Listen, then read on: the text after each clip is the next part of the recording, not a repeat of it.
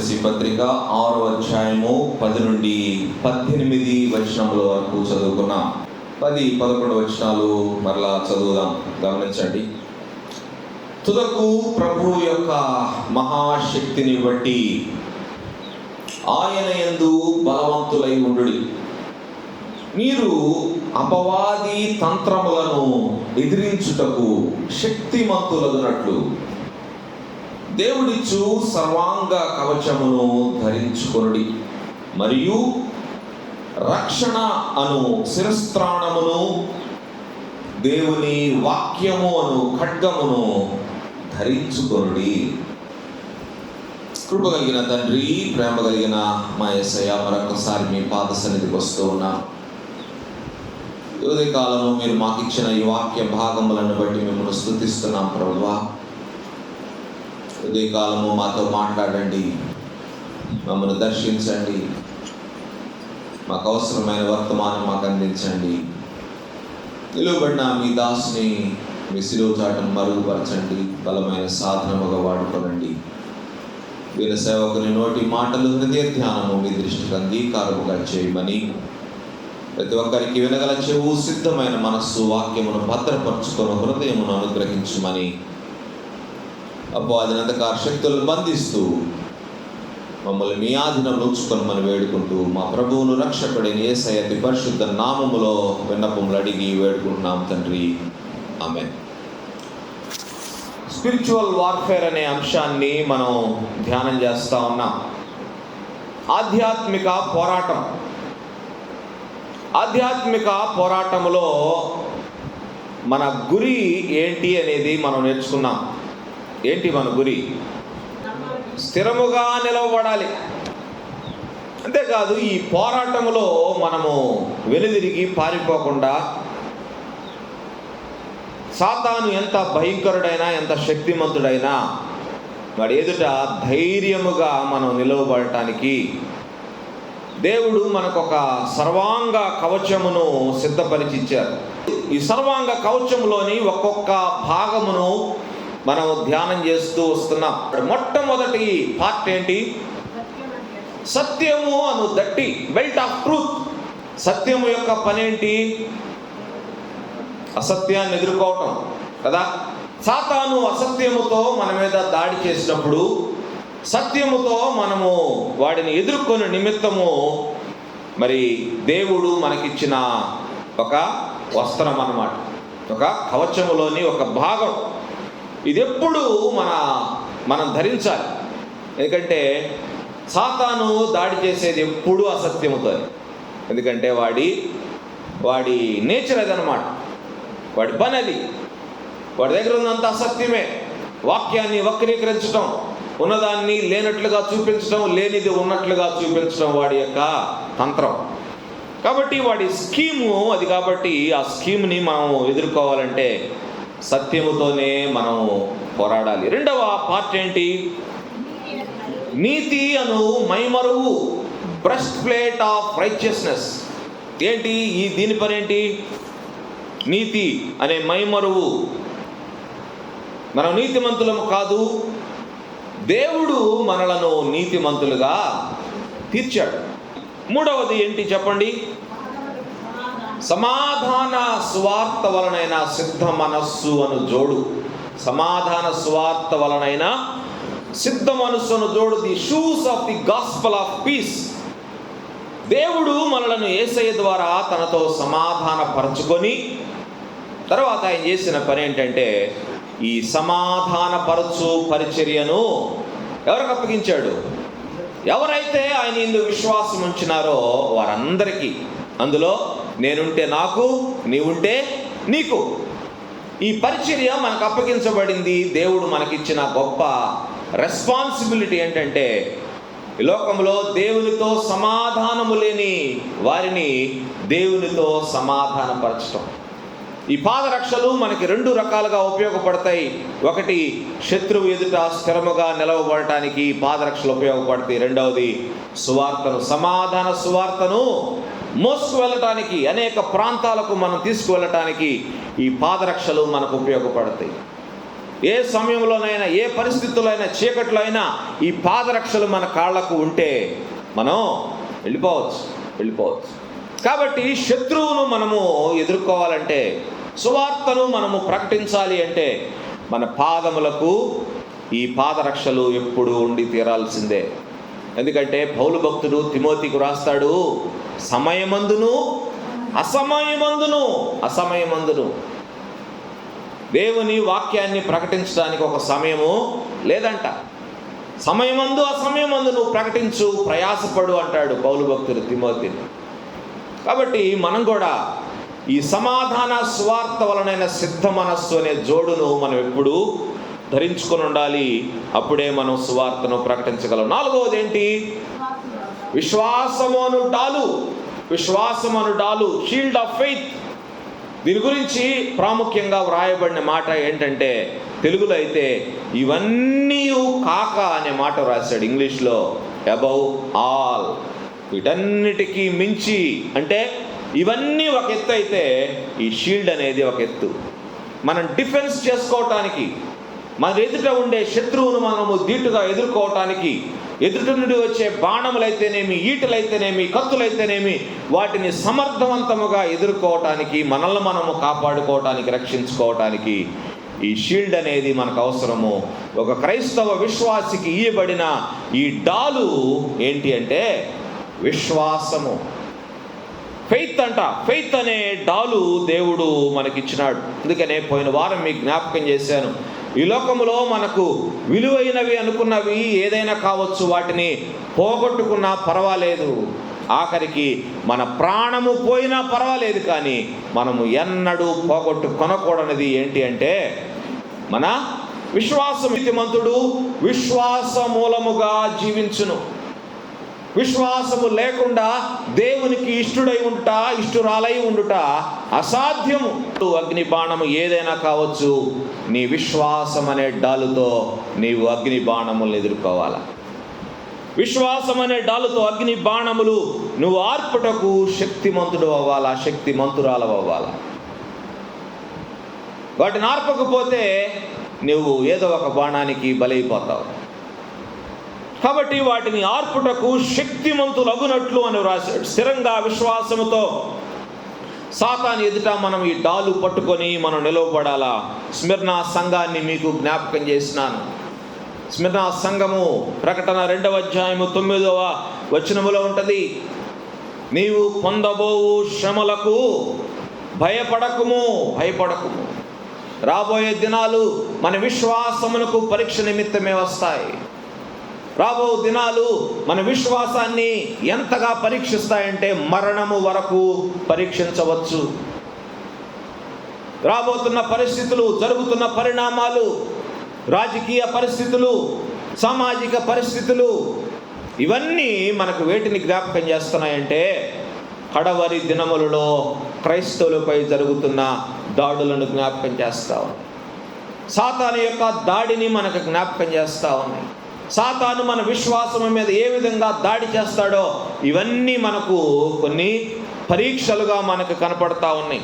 ప్రకటన 2:10లో మరణము వరకు నమ్మకముగా ఉండుము, నేను నీకు ఏమిస్తాను?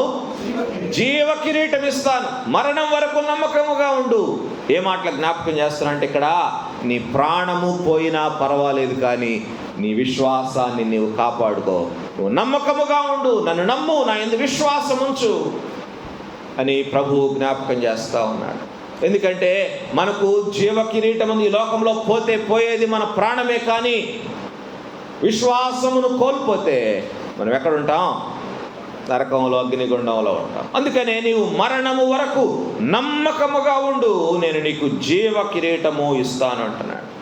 తలకు ఏమి ధరించాలి అని రాశాడు చూడండి.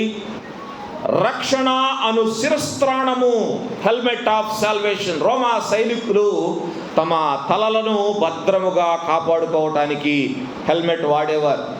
శరీరం అంతా సక్రమముగా పనిచేయాలి అంటే ఏది బాగుండాలా? తల బాగుండాలా. తల బాగుంటే, తల పర్ఫెక్ట్గా ఉంటే శరీరములో అన్ని పార్ట్స్ సక్రమంగా పనిచేస్తాయి. ప్రాబ్లం తలలో ఉందనుకోండి, శరీరంలో పార్ట్స్ అన్నీ సక్రమంగా కోఆర్డినేషన్తో పనిచేయలేవు. ఒక క్రైస్తవ విశ్వాసికి కూడా ఈ హెల్మెట్ అనేది చాలా చాలా చాలా అవసరమని వాక్యం తెలియజేస్తాం. దేవుడు మనల్ని ప్రేమించి మన కొరకు సిద్ధపరిచి మనకు ఇచ్చిన హెల్మెట్ విశ్వాసము ద్వారా మనం పొందుకున్న హెల్మెట్ ఏంటంటే సాల్వేషన్ అంటున్నాడు. డాక్టర్ ఆఫ్ సాల్వేషన్ దీన్ని ఏమంటారంటే సొటీరియాలజీ అంటారు. సొటీరియాలజీ అంటే సొటీరియా అంటే డెలివరెన్స్ అనమాట. తెలుగులో చెప్పాలంటే విడుదల, లేకపోతే తప్పించుకోవటం, ఈ మాటలన్నీ వాడుకుంటారు. సొటీరియాలజీ రక్షణ శాస్త్రం చాలా పెద్ద సబ్జెక్టు. రక్షణ అంటే ఏంటి చెప్పండి? మార్కు సువార్త 16వ అధ్యాయము 15-16 వచనాలు. మీరు సర్వలోకమునకు వెళ్ళి సర్వ సృష్టికి సువార్తను ప్రకటించుడి. నమ్మి బాప్తిస్మము పొందినవాడు రక్షింపబడును, నమ్మని వానికి శిక్ష విధించబడును. నమ్మి బాప్తిసం పొందిన వారు రక్షించబడును అని రాశాడు. Just believe. రక్షణలో ఉన్న మెట్లు మొట్టమొదటిది ఏంటంటే విశ్వాసము, నమ్మకం, ఫెయిత్. మనకి నమ్మకం ఉండాలా. నమ్మి అన్నారు కాబట్టి నమ్మకము మొట్టమొదట ఉండాలా. రెండవది పాపముల నిమిత్తము పశ్చాత్తాపపడాలి. మారు మనస్సు అంటారు. ఇది మారు మనస్సు, రిపెంటెన్స్ అంటారు. ఇంకొక ఇంగ్లీష్లో చెప్పాలంటే పాత జీవితంలో మనం చేసిన పాపముల నిమిత్తం మనం పశ్చాత్తాపపడి మన పాపములను దేవుని ఎదుట ఒప్పుకొని వాటిని విడిచిపెట్టడం రెండవ మెట్టు అయితే, మూడవ మెట్టు ఏంటి? బాప్తిస్మము. ఏ బాప్తిస్మం అది? నీటి బాప్తిస్మం. అది ప్రాముఖ్యమైనది. వాటర్ బ్యాప్టిజం అది ప్రాముఖ్యమైనది. ఎందుకంటే చాలామంది నేను రక్షించబడ్డాను, బాప్తిస్మం అవసరమా అంటూ ఉంటారు. బాప్తిస్మం ఎందుకు? బాప్తిస్మం లేకపోతే నేను రక్షించబడినట్లు కాదా? బాప్తిస్మం లేకపోతే నేను పరలోకానికి వెళ్ళనా? వెళ్తారు. ఎవరు వెళ్తారు? బాప్తిస్మం తీసుకోవటానికి అవకాశం లేని వాళ్ళు వెళతారు. బాప్తిస్మం తీసుకోవటానికి అవకాశం ఉండి తీసుకొనకుండా నేను రక్షించబడ్డానని భ్రమపడే వాళ్ళకి పరలోకం లేదు.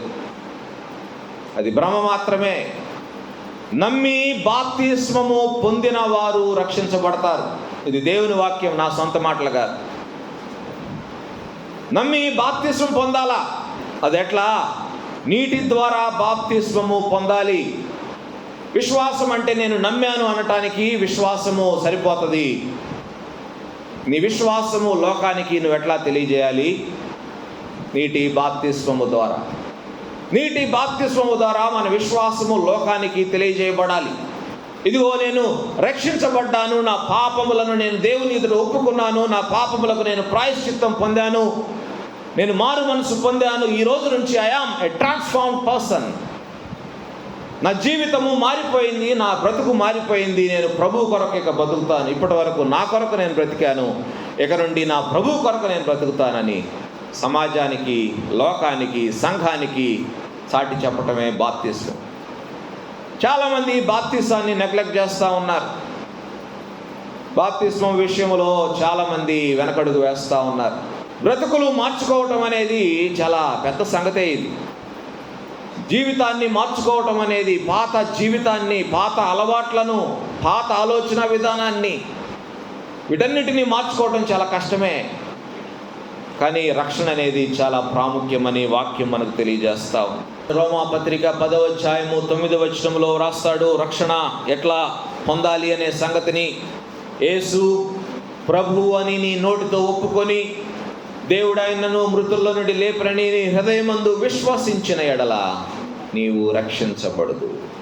కొరింథీ మొదటి పత్రిక 1వ అధ్యాయం 21వ వచనంలో దేవుని జ్ఞానానుసారముగా లోకము తన జ్ఞానము చేత దేవునిని ఎరుగకుండినను. ఎందుకంటే లోక జ్ఞానము దేవుణ్ణి తెలుసుకునేవద్దు. లోక జ్ఞానము దేవుడు లేడు అని మనకి బోధిస్తూ ఉంటుంది. దేవుడు లేడు, ఎవరు లేరని చెప్తూ ఉంటుంది. కానీ దేవుని యొక్క ఆలోచన చూడండి.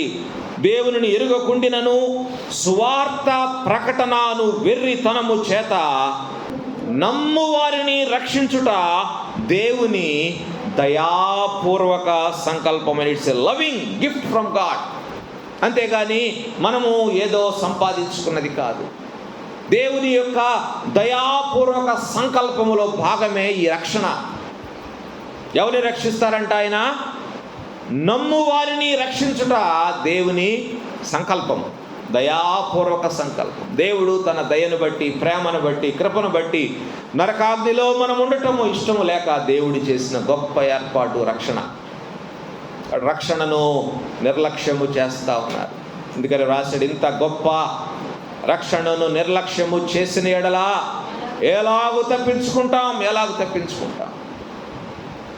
చాలామంది దేవునికి లోబడక రక్షణను నిర్లక్ష్యము చేస్తూ ఉన్నారు. జాగ్రత్త, చాలా ప్రమాదం మీకు.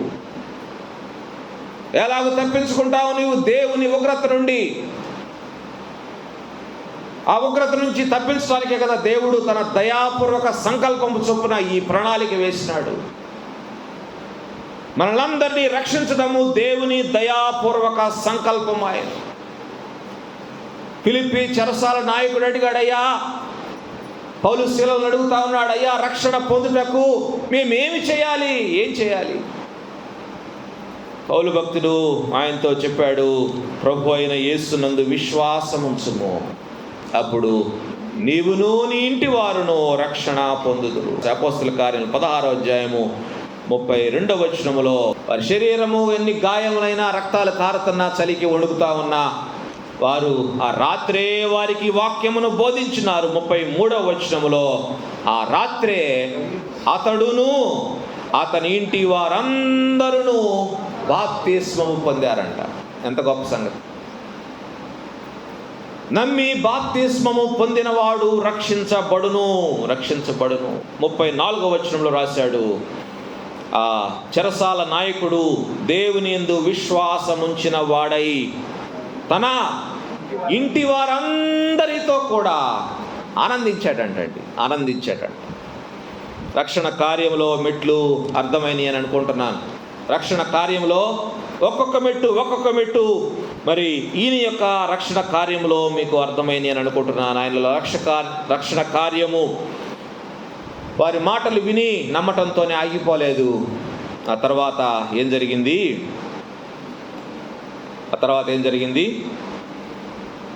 ఆయన కుటుంబంతో సహా బాప్తిస్మము పొందినాడు. రక్షణ కార్యంలో మన విశ్వాసం ఉంచడం ఎంత ప్రాముఖ్యమో, అవకాశము ఉంటే బాప్తిస్మము తీసుకోవటం కూడా అంతే ప్రాముఖ్యం. ఈ రెండు ఎంత ప్రాముఖ్యమో, మూడవది రక్షణ ఆనందమును జీవితములో కలిగి ఉండటం కూడా అంతే ప్రాముఖ్యం. రక్షణ ఆనందాన్ని మనం కాపాడుకోవాలి. దేవుడు ఈ రక్షణ ద్వారా మనకు దయచేసిన సంతోషము, ఆనందము, మన జీవితంలో ఆయన అనుగ్రహించిన నెమ్మది, శాంతి, సమాధానమును మనం కాపాడుకోవాలి. ఎందుకంటే రక్షణ పోగొట్టుకోగానే రక్షణ ఆనందాన్ని పోగొట్టుకునే ప్రమాదం ఉంది. ఆయన కుటుంబం అంతటితో కలిసి దేవుని యందు ఆనందించినాడని వాక్యము ఇక్కడ వ్రాయబడతా. రక్షణ కార్యమును లేకపోతే రక్షణ ఆనందమును కాపాడుకోవాలంటే చూడండి, హెబ్రీ పత్రిక 12వ అధ్యాయము 2వ వచనములో భక్తుడు వ్రాస్తా ఉన్నాడు ఒక మంచి సలహా. ఇది ఏ విధంగా మన రక్షణను మనం కాపాడుకోవాలి, రక్షణ ఆనందాన్ని ఏ విధంగా కాపాడుకోవాలి. మనము కూడా ప్రతి భారమును సులువుగా చిక్కులు పెట్టు పాపమును విడిచిపెట్టి విశ్వాసమునకు కర్తయు దానిని కొనసాగించువాడునైనా యేసు వైపు చూచుచు మన ఎదుట ఉంచబడిన పందెములో ఓపికతో పరిగెత్తుదుము. లేకపోతే మన ఎదుట ఉన్న పోరాటములో పోరాడుదుము. మన పోరాటములో మనం శక్తిమంతులమై మనం పోరాటము చేయాలి అంటే ఏం చేయాలంట? ప్రతి భారమును సులువుగా చిక్కులు పెట్టు పాపమును విడిచిపెట్టాలి అంటున్నాడు. ఇందులో అంటున్నాడు, మొట్టమొదటిగా ప్రతి భారమును విడిచిపెట్టాలంట. పరుగు పందాన్ని మన విశ్వాస జీవితంతో పోల్చుకుంటే మనం పరిగెత్తనీయకుండా మనకు ఆటంకముగా ఉంటున్నవి, మన మీద బరువుగా ఉండి మనల్ని ముందుకు వేగంగా సాగనీయకుండా చేస్తున్న వాటిని మనం విడిచిపెట్టాలి. రెండవది, సులువుగా చిక్కులు పెట్టు పాపమును విడిచిపెట్టాలి అంటాడు. అంటే సులువుగా మనల్ని పాపంలో పడవేసి దేవుని నుంచి మనల్ని దూరం చేసే చిన్న చిన్న పాపాలు, చిన్న చిన్న పొరపాట్లు, వాటిని మనం విడిచిపెట్టాలి అంటున్నాడు. వాటిని విడిచిపెట్టాలి. తర్వాత సులువుగా చిక్కులు పెట్టే పాపాన్ని విడిచిపెడితే ఆ తర్వాత మనం యేసు వైపు చూచుచూ అన్నాడు. విశ్వాసమునకు కర్త, దానిని కొనసాగించే యేసు వైపు మనం చూచుచూ అంటే అటు ఇటు చూస్తూ ఆయన చూడటం కాదు, కాన్స్టెంట్గా ఆయన్నే చూడాలి ఇంకంతే. ఎందుకంటే లోకం వైపు చూస్తే సాతాను మన దృష్టి మరల్చడానికి మన మార్గంలో ఎన్నో పెడుతుంటాడు, ఎన్నో ఆకర్షణలు పెడతాడు మన దృష్టిని డైవర్ట్ చేయటానికి. కానీ వాక్యం ఎందుకు చూచుచూ అని రాశాడంటే మనం ఆయన్నే చూడాలని. లోకం వైపు చూస్తే మనం ఖచ్చితంగా పడిపోతాం. విశ్వాస జీవితంలో జారిపోవటము చాలా సహజంగా సామాన్యంగా జరిగిపోయే సంగతి. అధిక రాసి సులువుగా చిక్కులు పెట్టు పాపం అని రాశాడు. సాతాను చాలా తెలివి కలిగిన వాడు. ఎవరు దేనికి ఆకర్షితులవుతారో, ఎవరిని ఏ విధంగా పడగొట్టాలో, ఎవరిని ఏ విధంగా దేవునికి దూరం చేయాలో తనకు దగ్గర చేసుకోవాలో వాడి దగ్గర ఉన్న టాక్టిక్స్ ఎవరి దగ్గర లేవు. అందుకని అపవాదిని గురించి వ్రాసినప్పుడు తంత్రాలు అని రాశాడు. తంత్రాలు. దేవుని దయాపూర్వక సంకల్పం మనల్ని ఏ విధంగానైనా తన వైపు ఆకర్షించుకొని రక్షించి పరలోకానికి తీసుకెళ్లాలని దేవుని సంకల్పం అయితే, సాతాను ఎప్పుడు మనల్ని దేవునికి దూరం చేసి నాశనం చేసి నరకాగ్నికి తీసుకెళ్లాలని వాడి స్కీమ్. సాతాను కూడా అటువంటి తంత్రాలు ఎక్కువ, ఆకర్షించే సంగతులు ఎక్కువ. అందుకనే మన ప్రయాణంలో, మన విశ్వాస జీవితంలో, రక్షణ పొందిన తర్వాత ఈ విశ్వాస ప్రయాణంలో మనము మన ప్రతి భారమును విడిచిపెట్టాలా, సులువుగా చిక్కులు పెట్టే పాపాన్ని విడిచిపెట్టాలా. అంతేకాదు ఈ పాపాలంటే ఏమనుకుంటారో ఏమో, అది చిన్నవి కావచ్చు, పెద్దవి కావచ్చు, దేవునికి ఇష్టం లేనివి ఏవైనా పాపములతోనే సమానం. వాటిని పాపాలతోనే మనం డీల్ చేయాలా. కొన్నిసార్లు కప్పుకొనిన పాపాలు, కొన్నిసార్లు ఉప్పుకొనని పాపాలు, కొన్నిసార్లు ఎవరికి కనపడలేదు లేని చేసే పాపాలు, కొన్నిసార్లు విడిచిపెట్టలేకపోతున్న పాపాలు, కొన్నిసార్లు దురలవాట్లు. వీటి వలన కలిగే నష్టం ఏంటంటే, ఏం జరుగుతుంది నష్టం? ఇవి నీ రక్షణ ఆనందాన్ని నీకు దూరం చేస్తాయి. నీ రక్షణ ఆనందాన్ని నీకు దూరం చేస్తాయి. ఆ రక్షణ ఆనందాన్ని నీ జీవితంలో నువ్వు అనుభవించకుండా అవి ఆటంకంగా ఉంటాయి. దేవునితో నీ సంబంధానికి, నీ సహవాసానికి ఇవి ఆటంకాన్ని కలిగిస్తాయి. నీ స్తుతి, నీ ప్రార్థన, నీ నైవేద్యము, నీ ఆరాధన ఇవన్నీ దేవునికి చేరకుండా ఈ పాపములు అడ్డుకుంటాయి. నీ ప్రార్థన అంగీకరించబడదు, నీ స్తుతి దేవుడు అంగీకరించడు. దావీదు భక్తుడు ఈ సమస్యను ఎదుర్కొన్నాడు ఆయన జీవితంలో. దావీదు భక్తుని జీవితాన్ని మనం పరిశీలించినట్లయితే 51వ కీర్తనలో మరి ఆయన రాశాడు తన జీవితాన్ని. పశ్చాత్తాప కీర్తన అంటారు దీన్ని. 12వ వచనంలో దావీదు భక్తుడు దేవునితో మాట్లాడుతూ ఉన్నాడు. అయ్యా, నీ రక్షణానందము నాకు మరలా పుట్టించు, మరలా పుట్టించు. పోగొట్టుకున్నానయ్యా నేను, నా పాపాన్ని బట్టి నీవు నాకు దయచేసిన ఈ రక్షణ ఆనందాన్ని నేను నా చేతులారా పోగొట్టుకున్నానయ్యా. నీ రక్షణానందాన్ని నాకు మరలా పుట్టించు, మరలా పుట్టించు, మరలా పుట్టించు. 15వ వచనంలో రాస్తున్నాడు, ప్రభువా ప్రభువా, నా నోరు నీ స్తుతిని ప్రచురపరచునట్లు నా పెదవులను తెరువుము. నోరు దేవుని స్తుతించకుండా మూసివేయబడిందండి. దేవునికి ఆ ప్రార్థన చేరటం లేదు, ఆయన స్తుతి దేవుని అంగీకరించడం లేదు. అందుకనే మరలా నేను నీ స్తుతిని ప్రచురపరచినట్లు నా పెదవులను తెరువు అని దేవుణ్ణి బతిమాలుకుంటున్నాడు. 66వ సంకీర్తన 18వ వచనంలో కూడా వ్రాసినాడు, నా హృదయములో నేను పాపమును లక్ష్యము చేసిన ఎడల ప్రభువు నా మనవి వినకపోవును. హృదయంలో పాపం ఉంటే మన ప్రార్థన దేవునికి చేరకుండా అదే అడ్డుకుంటా ఉంటుంది. ఈ సమస్య నుంచి తనను తాను కాపాడుకోవటానికి, రక్షించుకోవటానికి మరి దావీదు చేసిన పనేంటో ఒకసారి చూడండి. 119వ సంకీర్తన 11వ వచనంలో వ్రాసినాడు. దావీదు ఏం చేశాడు? నీ ఎదుట నేను పాపము చేయక ఉండునట్లు ఏం చేస్తున్నాడు?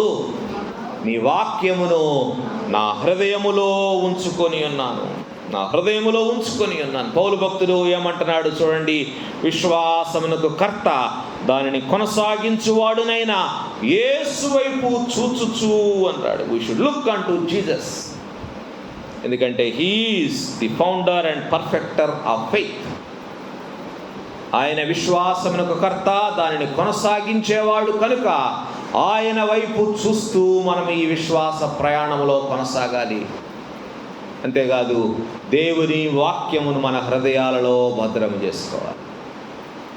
ఎదుట నేను పాపము చేయకుండానట్లు నా హృదయములో నీ వాక్యమును ఉంచుకొని ఉన్నాను. హృదయాన్ని వాక్యముతో నింపేయాలా, నీ రక్షణను కాపాడుకోవాలా.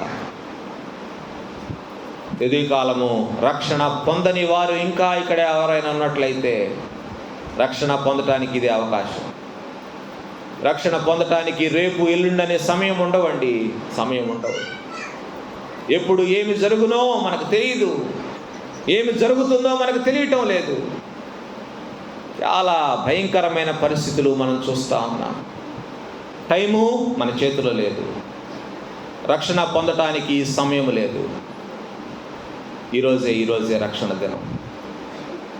మన రక్షణ నిజమైన రక్షణ నీది. నిజమైన రక్షణ అయితే నువ్వు నిజముగా రక్షణ పొంది నీకు ఆ రక్షణ నిశ్చయిత నీకు ఉన్నట్లయితే డోంట్ వరీ, భయం లేదు. కానీ నీకు ఆ రక్షణ నిశ్చయిత లేదు, నేను ఇప్పుడు చచ్చిపోతే నేను పరలోకానికి వెళ్ళను, నరకానికి వెళ్తానని నీకు అనిపిస్తే రక్షణ పొందటానికి ఇదే అవకాశం. వాక్యం తెలియజేస్తూ ఉంది, రక్షణను కాపాడుకోవాలా, రక్షణను కాపాడుకోవాలా. రక్షణ శిరస్త్రాణము మనం ధరించకపోతే సాతాను దాడిలో మనం నాశనం అయిపోతాం. కొంతమంది అనుకుంటున్నారు, రక్షించబడకపోతే ఏంటి, నా భక్తి జీవితము, నా మంచి పనులు నన్ను కాపాడతాయలే అనుకుంటున్నారు చాలామంది. మన భక్తి జీవితం మనల్ని కాపాడుద్దా? మన భక్తి జీవితం మనల్ని పరలోకానికి తీసుకెళ్ళుద్దా? మనం చేసే మంచి పనులు పరలోకానికి మనల్ని తీసుకెళ్తాయా? ఇంపాసిబుల్. ఒక వాక్యాన్ని లేకపోతే ఒక వ్యక్తిని మనం చూద్దాం, గమనించండి. అపోస్తుల కార్యముల గ్రంథం 10వ అధ్యాయంలో ఒక వ్యక్తి ఉన్నాడు. ఈ భాగాన్నంతా మీరు చదువుకొని ఇంటికి వెళ్ళిన తర్వాత 10వ అధ్యాయంలో ఒక వ్యక్తి ఉన్నాడు. ఆయన పేరు కొర్నేలి. 1-2 వచనాల్లో ఆయన గురించి రాసినారు. ఆయన భక్తిపరుడంట, దేవుని యందు భయభక్తులు కలవాడంట. ఆయన ఒక్కడే కాదు, తన ఇంటి వారందరూ భక్తి కలిగిన వారేనంట. ఇంకా రాశాడు, ఆయన ప్రజలకు బహు ధర్మము చేసేవాడంట. అంతేకాదు ఎల్లప్పుడూ దేవునికి ప్రార్థన చేసేవాడంట. 10వ అధ్యాయం 3వ వచనం అంటాడు, దర్శనములో దూతను చూసి దూతతో మాట్లాడిన వ్యక్తి కూడా. అంతేకాదు 22వ వచనంలో రాసినారు, నీతిమంతుడు అని రాశారు, దేవునికి భయపడువాడు అని రాశారు. యోధాజనులందరి వలన మంచి పేరు పొందినవాడు, అంటే మంచి సాక్ష్యము సంపాదించుకున్నాడు. యూదులందరిలో మంచి సాక్ష్యాన్ని పొందుకున్నాడు. ఒక మనిషికి, విశ్వాసికి ఇంతకంటే ఏం కావాలి చెప్పండి? ఇంతకంటే ఏమైనా కావాలా? ఏమేం పేర్లు ఉన్నాయి ఆయనకి? ఆయన భక్తిపరుడంట, దేవుని యందు భయభక్తులు కలిగిన వాడంట, దాన ధర్మాలు చేసేవాడంట, దేవునికి ఎల్లప్పుడూ ప్రార్థన చేసేవాడంట, దేవుని దర్శనాల్లో దేవుని దూతలతో మాట్లాడిన వాడంట, నీతిమంతుడంట, మంచి పేరు పొందినవాడంట. ఇంతకంటే ఏం కావాలి? కానీ ఇన్ని మంచి గుణలక్షణాలు ఆయన కలిగి ఉన్నప్పటికీ ఆయనకు ఒకటి లేదు. ఏం లేదు, రక్షణ లేదు. అన్నీ ఉన్నాయి, రక్షణ లేదు. ప్రార్థన చేస్తే రక్షణ దొరకదండి, బైబిల్ చదివితే రక్షణ దొరకదు, చందాలు వేస్తే రక్షణ దొరకదు, వాక్యం వింటే రక్షణ దొరకదు, దేవుని సన్నిధికి వెళ్ళి వస్తూ ఉంటే రక్షణ దొరకదు, భక్తి కలిగి జీవిస్తే రక్షణ దొరకదు, ప్రార్థన చేసుకుంటూ ఇంట్లో గడిపితే రక్షణ దొరకదు. కొర్నేలికి అన్నీ ఉన్నాయి, కానీ ఆయన ఏమంటున్నాడు చూడండి. అపోస్తుల కార్యములు 11వ అధ్యాయం 13-14 వచనాల్లో రాసినాడు, నీవును నీ ఇంటి వారందరూ ఏ మాటల వలన రక్షణ పొందుదురో ఆ మాటలు అతడు, అంటే పేతురు మీతో చెప్పును అని దేవదూత ఆయనకు ఆజ్ఞాపించినాడు. మీరందరూ భక్తి కలిగి జీవిస్తున్నారు, మంచిదే. కానీ మీకు రక్షణ కావాలి. మీకు రక్షణ కావాలంటే పేతురు వస్తాడు. పేతురు వచ్చి మీకు మీ రక్షణకు అవసరమైన మాటలు మీకు చెప్తాడు. ఆయన పిలిపించుకొని చెప్పాడు. దీన్ని బట్టి మనకు అర్థమయ్యేది ఏంటంటే, మన భక్తి జీవితము, మనం చేసే మంచి పనులు మనకు రక్షణను అనుగ్రహించలేవు. మనం ఖచ్చితంగా యేసుక్రీస్తునందు విశ్వాసం ఉంచాలా. అంతేకాదు ఈ కడవరి దినాలలో మనం ఎదుర్కొన్న బహు పరిస్థితుల గురించి యేసయ్య కూడా హెచ్చరిస్తూ మత్తయి సువార్త 24వ అధ్యాయంలో అనేక సంగతులు చెప్పారు. ఆయన చెప్పిన విషయాలు ఎక్కువగా మోసము, మోసము, మోసము, మోసము, అన్ని చోట్ల మోసము, అన్ని వైపుల నుండి సాతాను ఈ దినాల్లో దాడి చేస్తున్నాడు. జాగ్రత్త, జాగ్రత్త. అన్ని రీతులుగా విశ్వాసిని సాతాను మోసం చేస్తా ఉన్నాడు. మత్తయి సువార్త 24వ అధ్యాయము 17వ వచనంలో యేసుక్రీస్తు వారు అంటున్నారు, అంతము వరకు సహించిన వారెవరో వారు రక్షించబడుదురు అని రాసింది. One who endures to the end will be saved. Endurance, endurance, endurance అంటే సహించటం అంట, సహించటం. కడవరి దినాల్లో సాతాను మన మీద చాలా ఎక్కువగా దాడి చేస్తూ ఉన్నాడు. మన విశ్వాసము మీద దాడి చేస్తూ ఉన్నాడు. మన శరీరం మీద దాడి చేస్తూ ఉన్నాడు. మన ఆరోగ్య పరిస్థితుల మీద దాడి చేస్తూ ఉన్నాడు. మన కుటుంబ పరిస్థితుల మీద దాడి చేస్తూ ఉన్నాడు. మన విశ్వాసము మీద దాడి చేస్తూ ఉన్నాడు. అనేక రకాలైన దుర్బోధలను మన మీద ప్రయోగిస్తూ ఉన్నాడు. అల్ప విశ్వాసులనగా, అవిశ్వాసులనగా, విశ్వాస భ్రష్టులనగా మనల్ని తయారు చేస్తూ ఉన్నాడు సాతాను. అందుకని రాశాడు, అంతము వరకు సహించిన వారెవరో వారు రక్షించబడుదురు. దేవుడు తన కృపను బట్టి నీ విశ్వాసము ద్వారా నీకు దయచేసిన రక్షణను నువ్వు కాపాడుకొనగలుగుతున్నావా? సాతాను మాయలో పడిపోతున్నావా? రక్షణను కాపాడుకోవాలా? రక్షణ కాపాడుకోవాలి. మనం రక్షణ పొందకపోతే రక్షణ పొందాలా? రక్షణ పొందాలా? మారు మనసు పొందాలా? పాప క్షమాపణ పొందాలా? ప్రభు నుండి విశ్వాసం ఉంచి అవకాశం ఉంటే బాప్తిసం తీసుకోవాలి. దినములు బహు చెడ్డవి, దినములు బహు చెడ్డవి అని వాక్యము తెలియజేస్తావు. రక్షణ అనే శిరస్త్రాణము మన తల మీద లేకపోతే నీ మనస్సును నువ్వు కాపాడుకోలేవు. మనస్సు అంటే మన బ్రెయిన్, ఆలోచనలు పుట్టే స్థానం, సిగ్నల్స్, శరీరానికి సిగ్నల్స్ అందే స్థానం. వాటిలో తేడా వచ్చిందంటే శరీరము కోఆర్డినేషన్ తప్పిపోతుంది. సాతాను మీద మనం పోరాడాలంటే, సాతాను మీద మనం, సాతాను ఎదుట మనం ధైర్యముగా నిలవబడాలంటే శిరస్త్రాణం మనకు చాలా అవసరం. తల దెబ్బ నుండి మనం కాపాడుకోవాలా. తల మీద, మన ఆలోచనల మీద, మన యొక్క బ్రెయిన్ మీద సాతాను చేసే దాడులన్నిటి నుంచి మనల్ని మనం కాపాడుకోవాలా.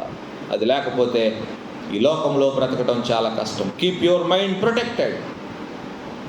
God your mind, guard your mind. ఈ మనస్సును, నీ యొక్క మైండ్ని కాపాడుకోవాలి. Fill your mind with God's word. దేవుని వాక్యముతో నీ మనస్సును నింపివేయి, నీ హృదయాన్ని నింపేయి. వాక్యమే నిన్ను బ్రతికిస్తుంది. వాక్యమే నీకు తోడుగా ఉండి నీకు సహాయం చేస్తుంది. Helmet of salvation. ఈ లోకంలో మనల్ని కాపాడుతుంది. రక్షణ అనే శిరస్త్రాణాన్ని నువ్వు కలిగి ఉండాలి. ఖచ్చితంగా మన జీవితాలను బాగు చేసుకుందాం. రక్షణ తీర్మానం చేసుకుందాం. పరలోక రాజ్యంలో మనం ఉండటము దేవుని చిత్తము, దేవుని యొక్క సంకల్పం. కాబట్టి అక్కడ ఉంచాలని దేవుడు ప్రయాసపడతా ఉంటే మనం ఇంకా ఈ లోకంలో ఉండి నశించిపోవాలని ఎందుకు మనం కలలుగంటున్నాం? జీవితాన్ని దేవునికి అప్పగించుకుందాం ఈ ఉదయకాలం. కృప కలిగిన తండ్రి, ప్రేమ కలిగిన యేసయ్య, మీకు వందనాలు, స్తుతులు, స్తోత్రాలు చెల్లిస్తున్నాం ప్రభువా. ఆయన ఈ ఉదయకాలము మా జీవితము ఎంత విలువైనదో మీరు మాకు జ్ఞాపకం చేసినారు ప్రభువా. మరి మా కొరకు మీరు చేసిన ఏర్పాట్లు నాయన ఎంతో గొప్ప ఏర్పాట్లు నాయన. మీ దయాపూర్వక సంకల్పము చొప్పున మమ్మల్ని మీరు రక్షించుటకు నాయన మీరు నిర్ణయించినారు ఆయన. ఇది మీ గొప్ప ఏర్పాటు నాయన. ఏదో మేము కష్టపడి సంపాదించుకున్నది కాదు ప్రభువా. మీ ప్రేమను బట్టి నాయన, మీ సంకల్పములో మేము ఉన్నాము కనుక ఈ దినాన ప్రభువా మమ్మల్ని బ్రతికించి సజీవ లెక్కలో ఉంచినారు. అందుని బట్టి మిమ్మల్ని స్తుతిస్తున్నాం ప్రభువా. ఉదయకాలం నాయన వాక్యము చేత పట్టబడి తమ జీవితాలను మీకు అప్పగించుటకు తీర్మానం చేసుకొని మరి సంఘం ఎదుట మీ ఎదుట నిలువబడిన ఈ బిడ్డల కొరకు మేము ప్రార్థిస్తా ఉన్నాం. ఈ బిడ్డల నాయన మీరు దీవించండి. వారు తీసుకున్న ఈ నిర్ణయము ప్రభువా తుద వరకు నిలుచు నిత్య నిర్ణయముగా ఉండటానికి మీరు కృప దయచేయండి ప్రభువా. ఎన్నడూ మరలా వారు వెనుతిరిగి చూడకూడదు, సాతాను మాయలో చిక్కుకొనకూడదు. మరి మీ వైపే చూస్తూ ముందుకు కొనసాగిపోవాలని మేము ప్రార్థిస్తా ఉన్నాం. అని బిడ్డల్ని మీరు ఆశీర్వదించండి, మీ చేతులలో భద్రపరచమని వేడుకుంటున్నాం ప్రభువా. కృపను అనుగ్రహించండి. యవ్వన బిడ్డలు ప్రభువా, నిలవబడిన బిడ్డలందరూ యవ్వన బిడ్డలు. యవ్వన కాలమున మీ కాడి మోయట నరునికి మేలు అన్నారు. మీ కాడి క్రిందకు రావటానికి యవ్వన బిడ్డలు తీర్మానం చేసుకుంటున్నారు. జ్ఞాపకం చేసుకోండి. మరి మరలా సాతాను దాస్యమైన కాడి కిందకు చిక్కుకొనకుండా వారిని మీ చేతుల్లో భద్రపరచుకొని వేడుకుంటున్నాను. బాప్తిస్మపు దినం వరకు వారిని మీరు స్థిరపరచండి. జీవితాలను ఆయన సంపూర్ణముగా వారు మీకు అప్పగించి మీకు లోబడుటకు మీ కృపను వారికి దయచేయమని వేడుకుంటున్నాం. ఆయన ఇంకా తమ జీవితాలను మీకు అప్పగించకుండా తమ హృదయాలను కఠినపరచుకొని సాతానుకు జీవితాలను అప్పగించి బ్రతుకుతున్న మరి కొంతమంది అభాగ్యుల కొరకు ప్రార్థిస్తా ఉన్నాం. ఆయన సాతాను బంధకాల నుంచి వారిని విడిపించమని వేడుకుంటున్నాం. మీ పాదాలు పట్టుకుంటున్నాం. సహాయం చేయండి. ఏదో ఒక రకమైన పాపము చేత వారు పట్టబడి నాయన లోకంలోనైనా మీ కొరకు వారి తీర్మానం చేసుకోలేకపోతున్నారు. దయతో వారికి మీ చిత్తమైతే మరొక్క అవకాశం దయచేయండి ప్రభువా. దినములు భయంకరంగా ఉన్నాయి. ఎప్పుడు ఏం జరుగుతుందో అర్థం కావట్లేదు నాయన. కనికరించండి, సహాయం చేయండి. మీ బిడ్డలందరి కొరకు మేము ప్రార్థిస్తా ఉన్నాం. ఇక్కడున్న ప్రతి ఒక్క వ్యక్తిని మీరు దీవించండి, ఆశీర్వదించండి. మెండైన దీవెనలు ప్రతి ఒక్కరిపై కుమ్మరించండి. మా రక్షణను మేము కాపాడుకున్నటకు మాకు సహాయం చేయమని ఆయన రక్షణ తీర్మానములో నిలకడగా ఉంటూ ఆయన విశ్వాసంలో ఒక్కొక్క మెట్టు ఎదుగుతూ మీరు అక్కడ కొరకు సిద్ధపడే కృపను భాగ్యమును మాకు అందరికీ అనుగ్రహించమని యేసయ్య అతి పరిశుద్ధ నామములో విన్నపములు అడిగి వేడుకుంటున్నాం తండ్రి.